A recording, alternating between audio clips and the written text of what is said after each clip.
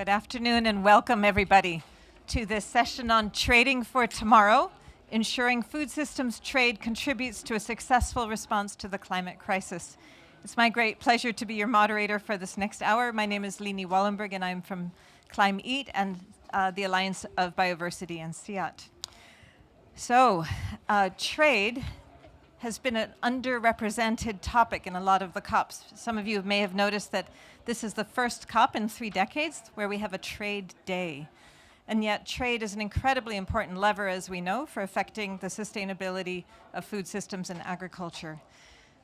We know this from the examples of the EU's deforestation policy, from the WTO's recent policy on fish subsidies, and the negotiations that are happening right now on plastics. So today is our opportunity to really look at this nexus among trade, sustainable agriculture and food systems, and innovation, and really to have a call for action about what we can do. What are the policy levers that we can change? And we have a fantastic group of people who are real resources to help us better understand this. And so I'd like to just jump in and ask everybody to please think as creatively as you can and think about collaborative solutions. We'll have a chance at the end for question and answers from the audience, so please be ready to participate. But we'll begin with our first speaker, our keynote speaker, who's Jean-Marie Pogam from the World Trade Organization, where he serves as the Deputy Director General. Over to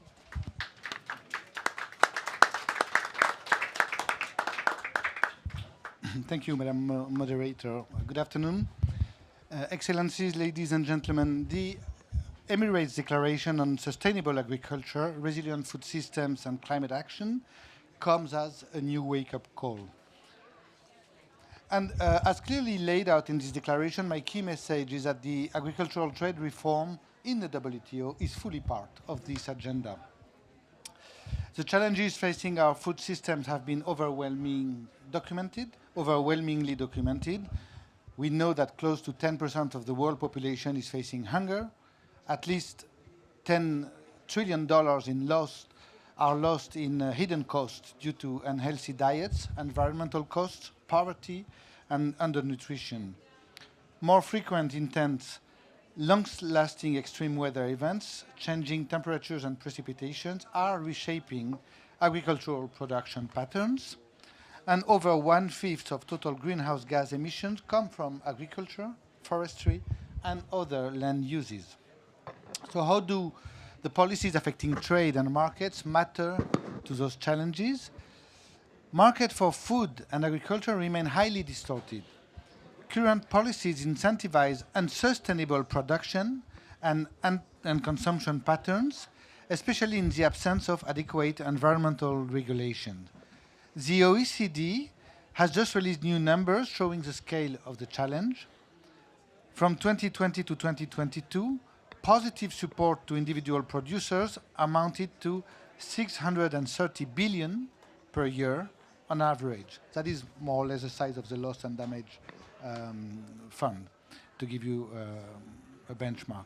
This includes budgetary outlays, but also higher food prices resulting from border measures such as tariffs. The distortion on food markets are compounded by those in the energy sector. Some WTO members have highlighted the particular importance of fossil fuel subsidies in undermining progress toward environmental goals. Price peaks affect people in food importing countries and may be aggravated by unjustified export restrictions. And consumers on low-income and vulnerable countries are among those shouldering the additional burden of these policies. At the same time, in many countries, poor consumers face lack of adequate safety nets. And governments are underinvesting in the types of supports that can boost farm productivity, sustainability, without distorting markets. So trade negotiations have a key role to play in addressing these shortcomings.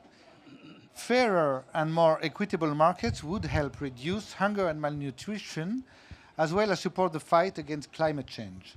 Let me give you 3 illustrations of what is at stake and what would be possible here. First, strengthening food security. This requires maintaining trade flow open and transparent, by monitoring trade restrictions and ensuring that the most vulnerable consumers, in particular, can access the food that they need. It also requires finding the right balance between easing trade and supporting producers' livelihoods. This is one key issue that we are facing today within WTO negotiation. Second, decarbonizing the food and agricultural sector. The transition to a low-carbon economy changes the pattern of comparative advantages. And in the WTO, we have a chief economist who likes to put it this way: countries become encouraged to specialize on what they are greener at. WTO negotiation offer a lot of relevant tools for that. In the food and agricultural sector, repurposing the trade-distorting subsidies that I was mentioning before toward pro-climate objective could release fiscal resources that may help reduce its carbon footprint and optimize the use of natural resources. Energy sector reform, including facilitating trade in agri-based alternatives to fossil-based energy and materials, could, under certain conditions, contribute to the same. Third, fostering access to pro-climate agricultural innovation.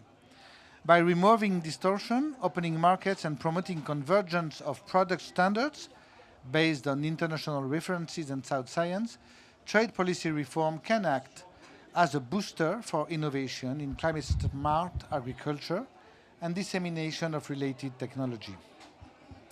All this can be done at various levels, simultaneously national, regional, and global.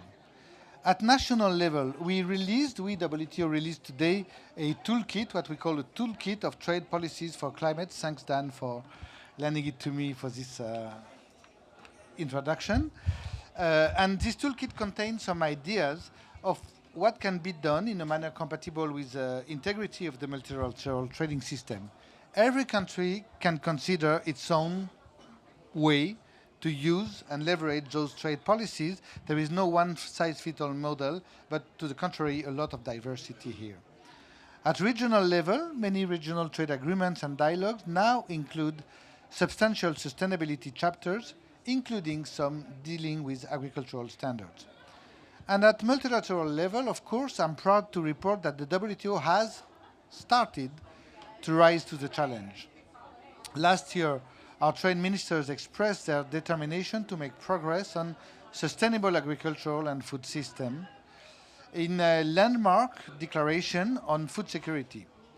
And they committed to take concrete steps to improve the functioning of global markets for food and agriculture. The declaration was the first of a kind, and it's an important statement of shared purpose. It formed part of a package of measures which include, you said it, Madam Moderator, our fisheries subsidies agreement. This agreement is the first WTO agreement which is motivated primarily by environment concerns, and it's an important contribution toward a more sustainable food system.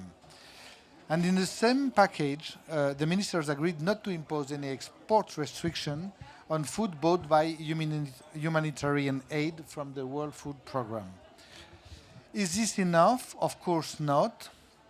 For almost 3 decades, our rulebook has provided a solid basis for the growth of global trade in food and farm goods, but an update is now long overdue. For many years now, our negotiations have been deadlocked on some key issues.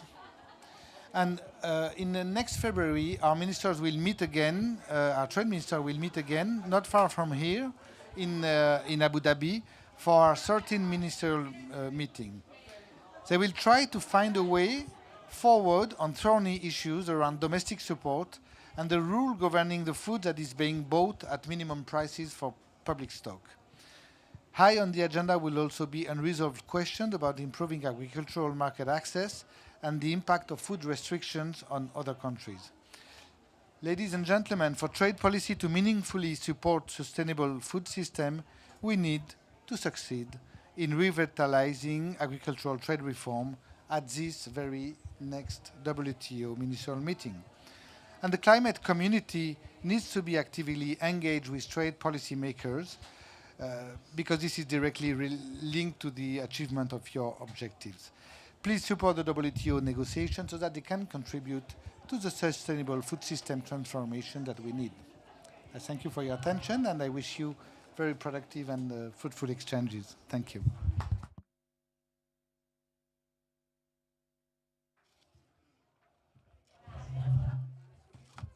Thank you, Jean-Marie, for that overview. So now we'll begin with our fireside chat, although you could also think of it as a poolside chat, given where we are. I would like to start with Professor Dan Esty from Yale University, who is on public service leave now to the WTO, and also has been co-leading a project called Remaking Trade for a Sustainable Future. And I guess we'd like to ask you about the findings of the project and what kinds of transformations you'd like to see in the trade system. Sure, and let me just say thank you all for being here. Thank you for leading us into this conversation. It is, as you noted at the outset, the first ever trade day in the 3 decades of COPs. And I am one of the folks that goes back to COP 0. We'll have a quiz later on what that represents. The Rio Earth Summit of 1992. And it is the case, I think, that our conversation over the course of 2 weeks here is really going to center and pivot from the global stocktake, which is telling us all that we are not on track to bring emissions down to net zero by mid-century. Many countries are still rising in terms of emissions. Those who are coming down are not coming down fast enough. And that leads to a question. What's the theory of change? How do we get from this trajectory to the downslope trajectory? And I think it turns out that some of the elements of what's required are well known. More finance, support for developing countries, capacity building, more corporate sustainability, perhaps leverage from sustainability-minded investors. But I think what it turns out, and Jean-Marie has given us some of the reasons already, is that the trade system represents perhaps the greatest under-attended to point of leverage, because it does reflect a structure of rules and a framework for activity that guides global commerce.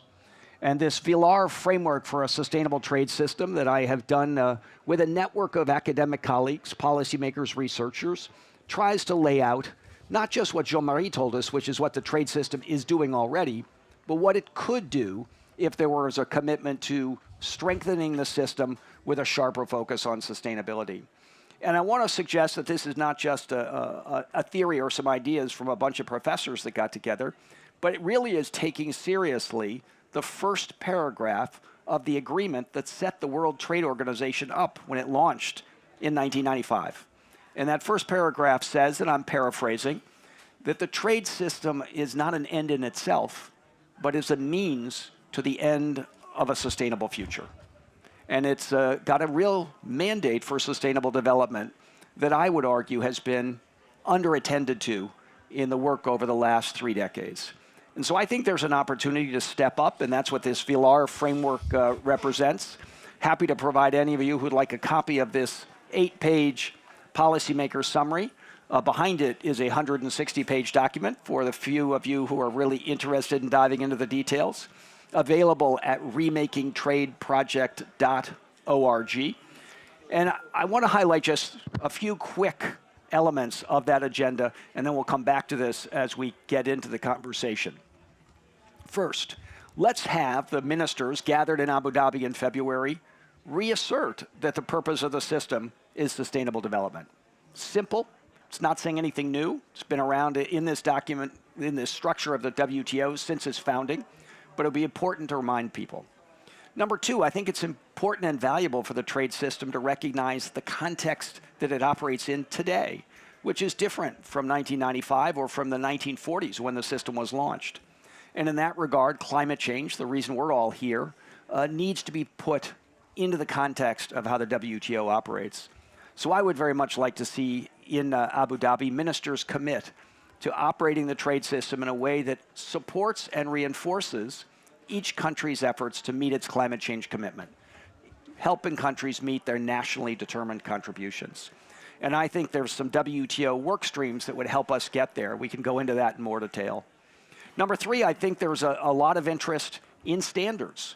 one of the big successes of the WTO in recent years, celebrated here at the COP, was a number of steel companies, industry associations, and other interested parties coming together to lay out a set of principles that will help frame how steel is going to be judged in terms of greenhouse gas emissions as a traded good.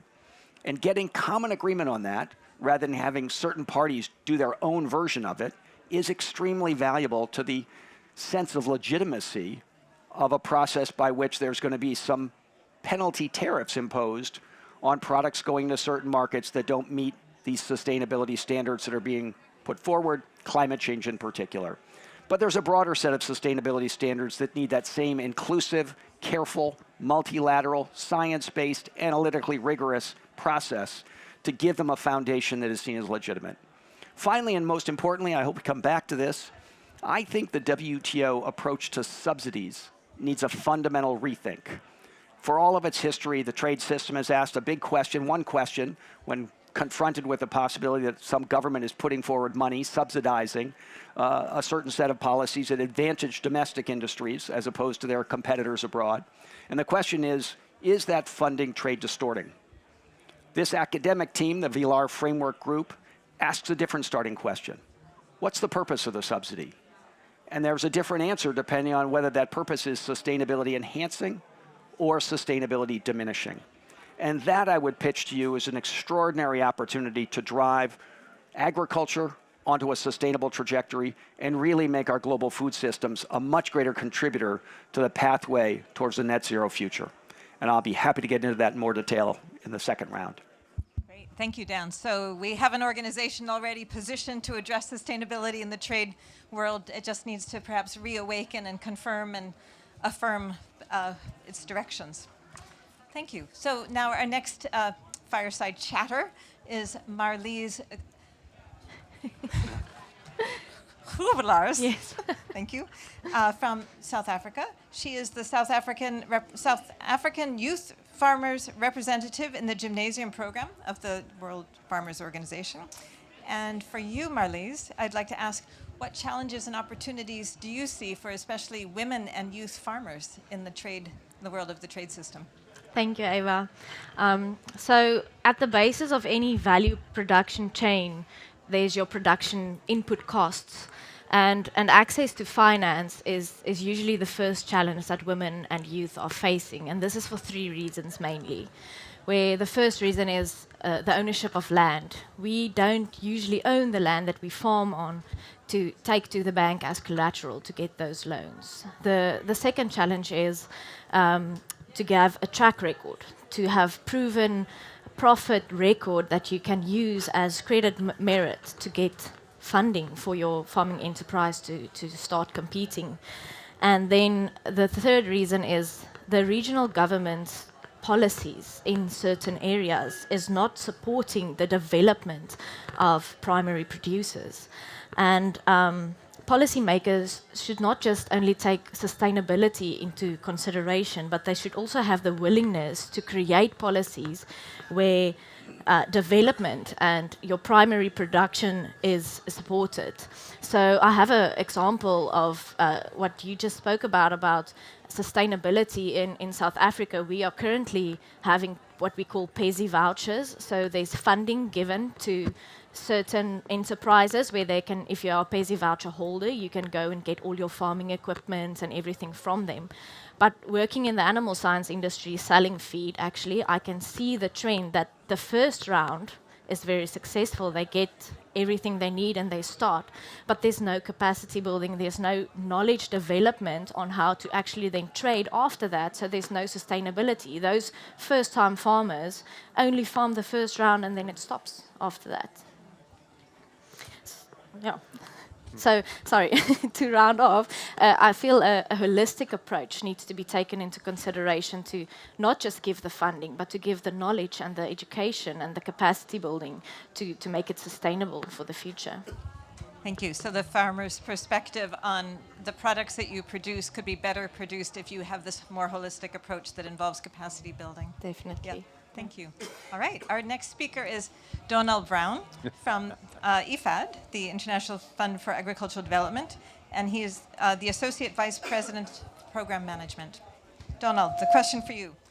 So what role do international financial institutions such as IFAD play in supporting sustainable agriculture trade? Thank you. So it was an interesting question because I suspect depending on the international financial institution you have sitting in front of you, you'll get very different answers. So I'm going to give you IFAD's perspective. IFAD is a cross between an IFI and a UN organization. So we are very interested in, and we focus on financial lending to governments, but at the same time with our UN mandate, we're also very focused on eradicating rural poverty, so the two have to go together. And many IFIs do not have a large component of agriculture within their portfolios, whereas for IFAD, if we're focused on rural poverty and food security, we focus very much on small-scale agriculture and small farmers. So the question for us is more about how do we include them in markets rather than in trade per se. And so we focus on production, but we also focus on processing. We take a value chain approach, so we look at small to medium agri-food enterprises, rural-related agricultural services, as Marlene just said, a lot about rural finance, but with a focus on small farmers. I like to think of it a little bit like, quite a lot of time people say IFAD focuses on the last mile, and I always say actually we focus on the first mile because where is the food being produced? It's not the end of the road, it's the beginning of the road. And that's kind of where we are. So our mandate is really looking at market integration and trade, looking to improve the agricultural sector, but particularly from a smallholder point of view. And at the same time, we don't just look at food per se, we look at the wider benefits, for example, of natural resource management, biodiversity conservation, climate adaptation. These are some of the farmers most affected by climate change. And we look at all those sorts of things as well. So we look at agriculture, but we also look at rural people's livelihoods and how we work on that side of things, and how you can then expand markets within that context so that they're inclusive. So we actually invest in developing inclusive markets and maximizing the benefits there that would go down the system, and including in partnerships with farmer organizations like that of Elizabeth, but also with the private sector, agri-food companies, etc. in that side of things.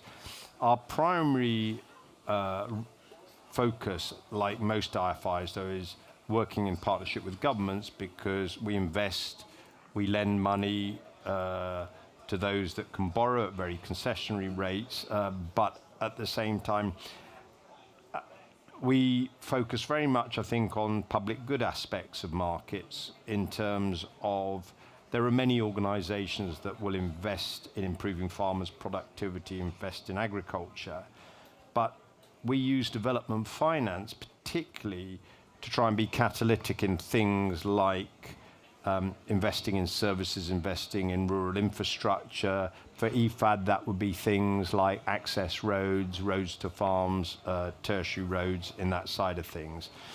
But we have a real opportunity, given our voice, we host the Farmers Forum, we host the Indigenous Peoples Forum, to make sure that those investments with government are really bringing the voices of other actors to the table. And that's how we would say that we can really help on inclusive finance. And what we also have is we have the ability to learn across countries. We operate 300 projects in 90 countries. So we can, and context is everything. There is no blueprint on these things, but at least there are general lessons coming through. So we, for example, very recently have taken lessons from Bangladesh and vice versa, from Brazil elsewhere, but there's two-way traffic. And I think that's how we work in the trade side of things, is be able to look right across tests and see what works and what doesn't work. Excellent. So making the point that if we're trying to strengthen the sustainability impacts of trade, that new markets, building markets that are having better impacts on natural resources, and also having better public goods service supply, that they are going to have the sustainability and inclusive. And are inclusive, that we ultimately. Thank you very much. Our next commentator is Alessandro Cruvinel from the Ministry of Agriculture. I'm sorry, the Ministry of Agriculture and Livestock in Brazil, where he is the Director of Innovation. Alessandro, what would you say are the priorities in Brazil for supporting supporting sustainability through trade? Yeah, okay, thank you. Good evening. So I will talk a little bit about what we are doing in terms of innovation.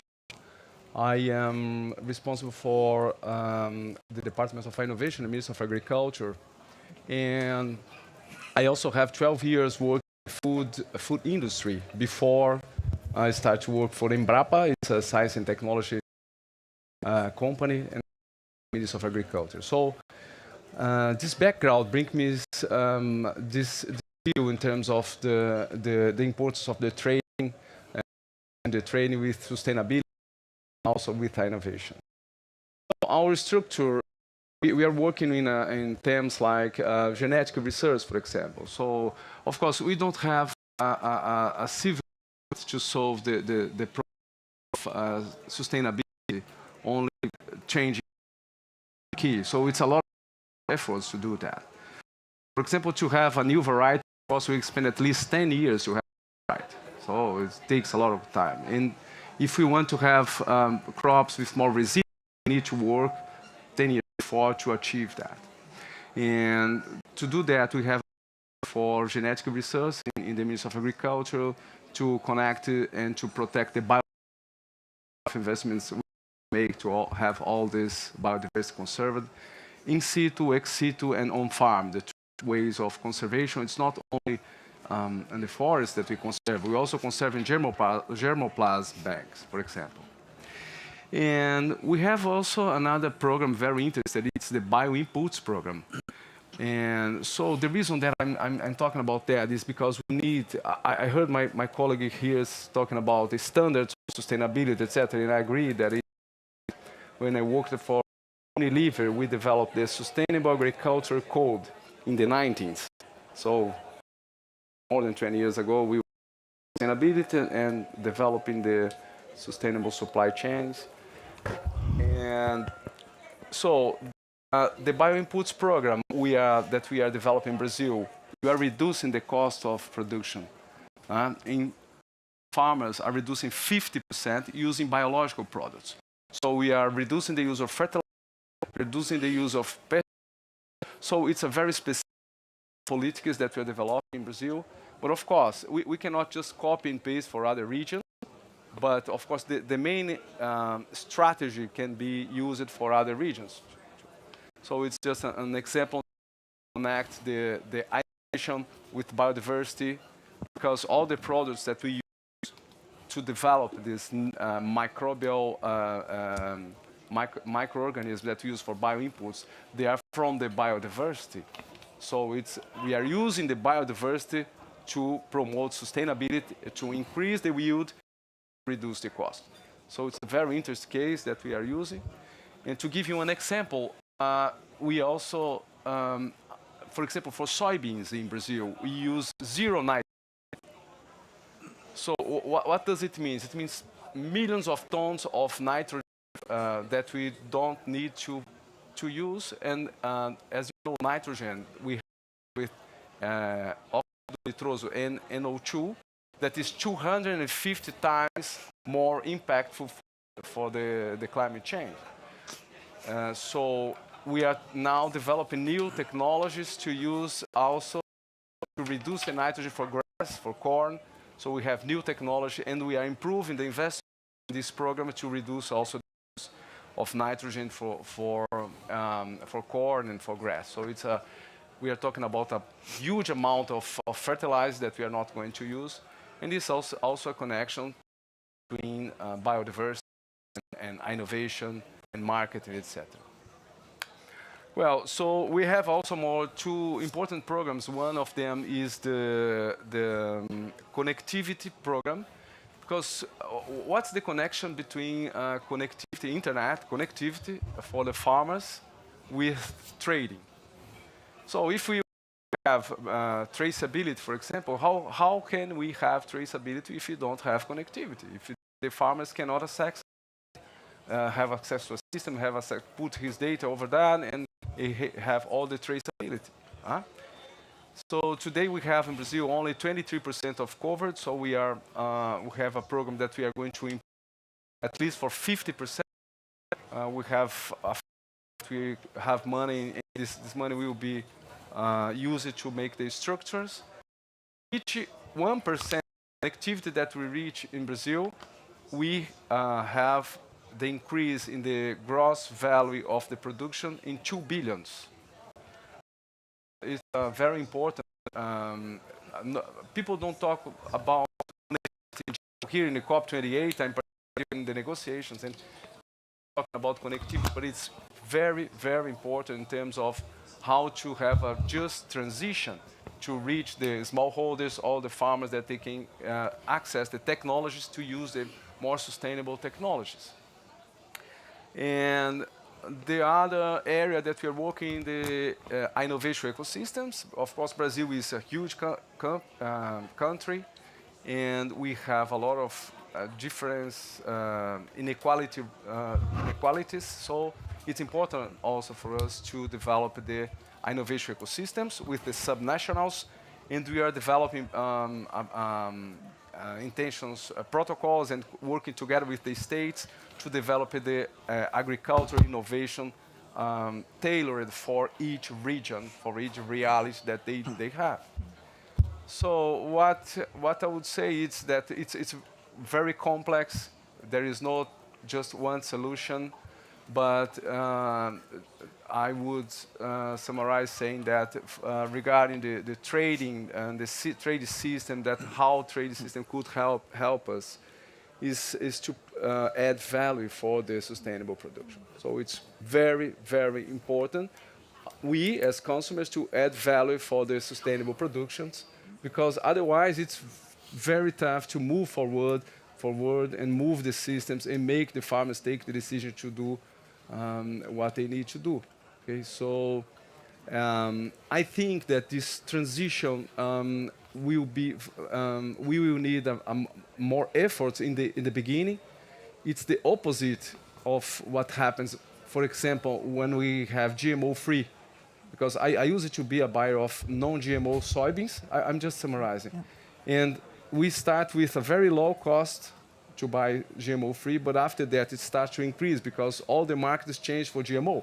So now we are going to have the opposite, because if we start with... There is enormous pressure put on those who have those subsidies in place to get rid of them. And those subsidies will include fossil fuel subsidies, subsidies that result in deforestation, subsidies that result in overfishing, overcapacity, and then purposes of today, the critical basket there would be production-based agriculture. And if you could really put pressure on people to take that down, and it doesn't mean you get rid of your support to farmers, you just have to repurpose it so that it's supporting sustainability investments and really gearing up the farmers to be part of this new world of a sustainable economy and a movement towards net zero emissions. And I think that would provide extraordinary, both positive reward for the transition and push back on countries and industries that are relying on harmful subsidies at the current time. So it'd be both a push and a pull in moving the world towards a sustainable food future. Very concrete proposal. Thank you. Yeah. Marlies, could you give us an example of a successful initiative that has been led by women or farmers? Yes, definitely. So at our organization, SAI, which stands for the Southern African Agri Initiative, we have many projects that I'm proud of, but the three that I want to highlight to you today is specifically focused on where women saw the need in their communities. So firstly, we fund these projects with 15% of our profit. So in turn, the commercial farmer is actually paying for the primary producers to start growing. And we focus on mechanization, modernization, and commercialization of these upcoming farmers. So the first example that I have is from Princess Courtesy in the Eastern Free State. Her community has a large piece of land, but they have no idea how to cultivate it or how to farm it. So they actually came to us at SAI, and we provided the first things that they need to start cultivating. What's nice about this is we could teach them from the first get-go how to do it sustainably and how to do the best practices for that area. We did have a flood the first year, but that also taught the community that farming isn't easy, always from the first start. But from there on, we have successfully harvested 2 years in a row now, and the whole community was involved. All the people were able to be part of the production and the harvesting. And then the second example that I have is from Princess Bells in the Eastern Cape. So they are goat farmers, and this is an extremely rural area. There's no electricity. It's driving over mountains to get there. But these people have been farming with goats for their whole entire lives, for generations and generations. But these goats are not to the same standard to be able to compete in the markets currently. So these goats do not produce the same amount of meat or milk as the current markets.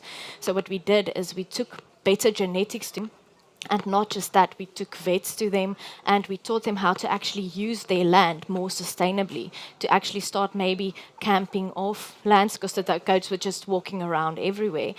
So to do planning and to increase the health of their herds. And in turn, they actually started producing goats with more meat and more milk, and they could start selling their goats in a more competitive market, getting more money in for their goats. And then my last example is one where I use myself. So I created an artificial intelligence platform that's WhatsApp-based called HiSci, where you can ask it any agricultural-related question anytime, anywhere. So it's in your pocket. And I'm by trade, I'm an animal scientist working with farmers. I'm still a master student, and I'm a farmer myself. So I use this daily to improve my effectiveness and my own production in a quicker way. And that's how we can implement technology to improve these things at the end, to improve your trade capacity. So all three of these examples just shows that the willingness is there to actually start produce and to compete in the markets, but also to be sustainable, to keep on producing and not just stop, but in a way that saves your land, not just extracting your land. And the only thing that's needed is access to resources and to implement technology that's available for these people. Thank you. A really good reminder that not only is there interest, but the technologies and the knowledge is out there as well. Yes. Thank you. So Donal, on the IFAD experience, what would be, you say, are the key areas where investment is needed to support smallholders to better participate in the market and trade? So it's quite a big question, and I don't want to spend all night on it, and you won't let me. Because there are so many areas we kind of covered and we're talking about, and Elizabeth's talking about things like access to finance in the last one. But actually, small farmers, one of the issues they have with benefiting from markets and trade is organization. So trying to take them, give them collective voice through cooperatives, being able to give them collective bargaining power for prices, etc., is really key. So we do a lot of work at cooperative formation, business skills training. So I've just come from Uganda, where we were visiting one of our projects where there's 2,000 smallholder outgrowers organized into a cooperative. They get access to finance, they get the training necessary, and they have the bargaining power with the local processing plant to ensure that they're part of that solution for prices. But another area is also helping them raise their productivity in ways that are sustainable. So, you know, making sure that they're addressing things like degradation of soils, that they're getting the right seeds, the right access to technology.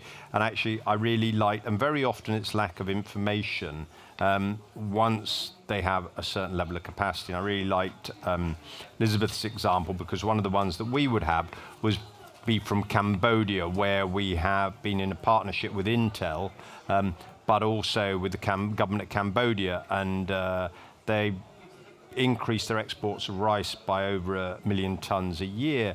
which has actually been a large part due to this partnership, which has got an app which gives them a lot of market information on soils, can test their own soils, can tell them where to source the seed, etc. So those sort of things. The other area which I covered in the previous one a little bit was just the cost of doing business in rural areas. How do you reduce that and the cost of reaching markets? So a lot is about hard infrastructure, roads, connectivity, but also it's about soft infrastructure. It's things like property and access rights. As Elizabeth was saying, if you don't own the land, it can be very often, or if you don't have some sort of proper papers on the land, it's very difficult to get access to finance. So working on that side of things, but also to strengthen quality is a real issue for small farmers, quality for the markets. So how do you help them improve that quality and they meet the biosanitary? Which brings me on to the third area, which is actually looking at partnerships with the private sector, where you can use their experience, their support through extension to improve quality for small farmers. So for example, IFAD has what we call a 4P model. We're all aware of the 3 Ps, public-private partnerships. We talk about public-private producer partnerships. So how do you put that together? So in somewhere like Nigeria, we've worked with government, we've worked with Olam, who many of you will probably know, very large agri-food processor, in a commodity alliance forum where we've got over 20 agri-businesses working, supporting and facilitating 100 farmers to improve the quality, and that's increased their incomes by over 34%. So I think, there are many levels you can take this thing, but I think it's really, really important in terms of moving forward that we have that the opportunities are there. We have to just get the right models to help small farmers be able to benefit. Fantastic. Also, more really helpful examples makes it very concrete. Okay, and our final comments very briefly from Alessandro. How can international collaboration and partnerships be strengthened to address the unique challenges and opportunities in Brazil? Yes, look, of course, collaboration is quite important for us. Brazil, as you know, we have also most of the Amazon area over that, and we are developing a lot of collaboration with bilateral collaborations to develop a lot of projects over there. And I can bring a very important example. There's the More Sustainable Amazon project that we have just launched, and this program we are having a very local strategy, because we cannot forget that Amazon is not just a forest, a rainforest. We have people over there, living there. So we need to take care of the people that are there. And all these projects, they are considering also the local people, what do they need in terms of development, what are the territorials, what are the best, the most important production supply chain that we are going to cover. After that, what are the most important stakeholders, and we are drawing the most important projects that we could develop for that region. And after that, we go and we open this project to receive funding and to have this kind of collaborations. We already have some projects with Germany, for example, very, very important project, the SAFE project, and also the livestock traceability and sustainability project that we launched yesterday in a next event. So yes, it's important also to have collaboration, especially when we have a huge territorial and we have a huge challenger as how to bring sustainability, how to have to conserve that biome, and also at the same time have take care of the people that are over there. And it's important, so it's very important to have this kind of support and this kind of collaboration. Fantastic, thank you. All right, now we have a few minutes left for audience questions to any of our speakers. And I think Jean-Marie had to leave, is that right? Yep, he's gone. Yep. take several questions at once. Yeah, my name is Mawiji Herbert. I come from Uganda, but I'm also a participant of the WF Gymnasium program. My concern is about the approach you're using of incentivizing. You're talking about trade, but at most you're focusing on the side of production. What about using a market-driven approach? Because, you know, when we want to build a sustainable system, and you're talking about trade, we need to look at the side of the market first, because if we do not have the market, even if we incentivize everything we're talking about, then we'll not achieve it at the end of the day. What if we focus at most on building the market-driven system so that it can flow backwards? Because I've had all the discussions at most is from the beginning side, the production side. What about the end bit of it? Because at the end of the day, you must look for the market for this product. So I beg to see where is, when you're talking about trading, the market side about it. Thank you. Maybe the last one is, how do we ensure that subsidizing doesn't create dependence syndrome? Because at most, we'll try to subsidize everything and we make farmers dependent. You know, so it is something we really want to think about so much, and then, yeah, we create a balance between the two. Thank you. We'll take a couple of other questions. Sorry for the noise on the outside. Yeah, please. Please introduce yourself. And I run Regrow. Sorry. Maybe a fun question. We're talking about agriculture, sustainability, and trade as a topic. And I'm curious the panelist perspective on sustainability commodity trading. Will we see premiums for that? Or will it be factored into trade completely differently, mandated, and we will see it factored into the price on the producer and off-taker level? Question. The practicalities. Yeah. Any other questions? Hi, good evening. I'd like to understand if in Brazil, in general, in South America, people are starting to talk about NGT's technology, new genomic techniques, and not only of GMO. We are working about this in Italy and also in Europe. Is a little bit different from GMO because it's genesis and mutagenesis, but not to put inside of the food one kind of thing that you can take from another kind of food outside. So the gene of salmon, to understand, in the Vanguard. Genetic addition. Yeah, it's the new genomic techniques. Yeah, okay. We are working about this in Europe, but I understood that other kind of countries dislike this kind of technology. So I'd like to understand if in Brazil starting to talk about this. Yeah. Okay. Well, we have 4 questions, which is great. Maybe not the audience could start, the speakers could address them as you wish. All right, so maybe I'll start with our question about why not markets as opposed to subsidies. And I don't think that's the choice. I think you actually must be thinking about agriculture in a market context. But there is also the question of what happens if there's market failures. And that's really what we're dealing with. So if you were to have a political system that allowed you to make people pay for the harm they're causing, you could use a market approach. But sometimes, and in many countries, and I think particularly in the agriculture sector, this is a hard political strategy to follow through on. And in that regard, I think we've learned that if you can't make people pay for the harm, then subsidize the good deeds so that you get people moving in the direction of the sustainable production practices. And I view those as 2 approaches that probably should be used in balance. And frankly, I would be with you in leaning towards the market approach where it's possible. But I come from a country that systematically failed to do much in the way of price signals.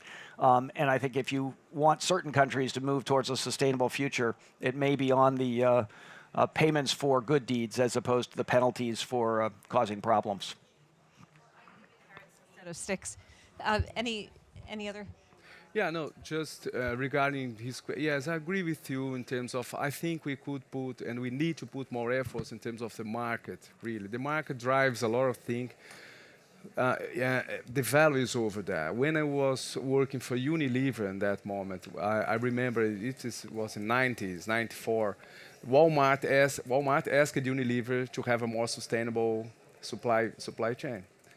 And what we did, okay, let's shift all our production, and we developed the system, developed the standards, et cetera, et cetera, et cetera. So the market, yes, they have power, and I agree that subsides, okay, I agree that it's important too, but I think that we need more initiatives in terms of how can we boost the market in terms of to go the direction, to put value for the sustainable products. I think for us, it's very, very important. Regarding the question for my colleague over there, genetic edition, it's very interesting.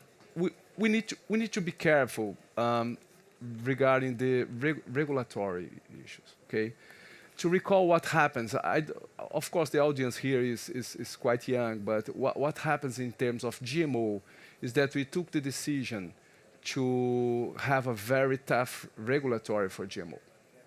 At the end of the day, what happens is that we gave all the potential for new technology for the big companies. Okay, so only the big companies would be able to comply with all the regulatory for GMO. At the end of the day, at least in Brazil, of course in the United States too, we was in the hands of that guys. Okay, so the products were very, very expensive. The seeds were very, very expensive, etc. Now we are facing the new trend that is genetic edition. And the discussions are running in terms of if we are going to consider it like a GMO or not. In Brazil, no, our decision is no, it's not GMO. So we need to have a regulatory very much more feasible, or much more, of course, to give the opportunity for the medium and small companies to be more competitive. And after that, we could have lower cost products. Because at the end of the day, if you see the cost of a seed, for example, corn seed, the percentage of 1 ton of seeds, of 1 ton of corns that we have from the seeds is high, very high. Okay, of course, because it's in the hands of 2 or 3 companies. Okay, so we need to. It's a very good question. We need to be aware of how are we going to manage all this regulatory. Because sometimes we think that we are doing a very good thing, but then at the end of the day, we are just pushing the price and we are not making a very good thing, especially for food security. So, good question. Thank you very much. If I can just come in on the subsidy leading to dependency, I'm not sure I would say immediately on subsidies, but in our line of business with small farmers, dependency and dependency culture can become an issue. But you're never going to get them included in markets if you don't give them additional support. So all our projects are designed from the beginning to look, one, at sustainability and to have an exit strategy. However, I think we're always ultra ambitious on timelines, and we're looking at exit strategies in 5 or 10 years. We know for small farmers it can take 10 or 20 years, and we should be looking at much longer time periods and phases of that process. But you do need to do it, and I think this is where blended finance for us really helps, that you get the right models where, while there may be a lot of support at the beginning, as the years go by, that's being reduced and they're moving more and more to relationships, for example, with agro-processors or other companies that take that over when the capacity is there. Thank you. Marlies, did you want to comment on anything? We still have the questions related to subsidy dependency. Does anybody want to comment on that? Can I just compliment? Yeah, regarding subsidy, also in Brazil we have the season plan that where we're financing the farmers. Every country has this kind of approach, the government, etc. So we have several billions of reais that we the farmers get that money, of course, to have the crops. What we're doing right now is to stimulate the farmers that are using the best sustainable practice and have low taxes. So it's a way that it's not exactly a subsidy, but you will start to stimulate the farmers that are using more sustainable practices, and after that we'll convert this in a regular practice.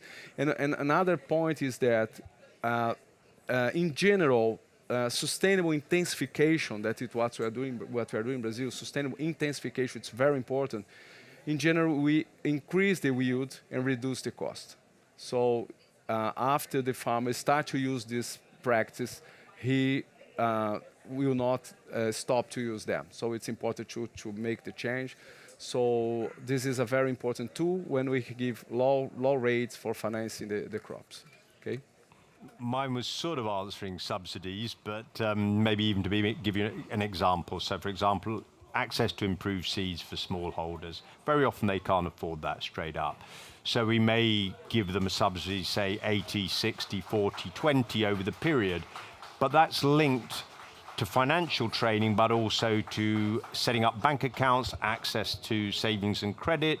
So actually the money that's being made from those seeds gets put aside, and then they start being able to pick it up as they go through. But very often, most small farmers don't even have bank accounts, you know, and it's even that financial literacy that's necessary to reduce subsidies.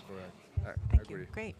Did you want to? Yeah, I just wanted to say one last thing, which is this project that I've been talking about of remaking trade for a sustainable future has a session in Trade House. Again, first time there's not Trade Day, first time there's a Trade Pavilion, which is in Building 88. December 10, for those of you who are still here, 3 o'clock. Another of the team behind this effort will be presenting, and there will be a lively discussion. So we'd love to have you there. For anyone else, please do send us thoughts, comments, feedback. This is a work in progress. And you can get this document or the full report at remakingtradeproject.org. And if anyone is super eager to take away the summary here, I'm happy to leave it on the front seat, and whoever gets it, gets it. Thank you all again. Looking forward to getting into a conversation over the coming days, weeks, and months.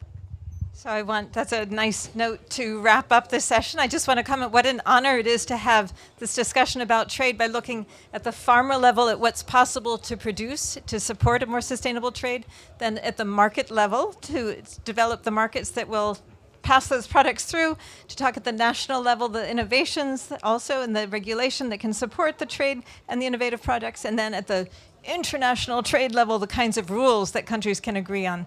So it takes an ecosystem in order to make this happen. I want to thank each of our speakers, Jean-Marie in absence, and then each of our commentators here, and to our audience for your questions. Thank you very much.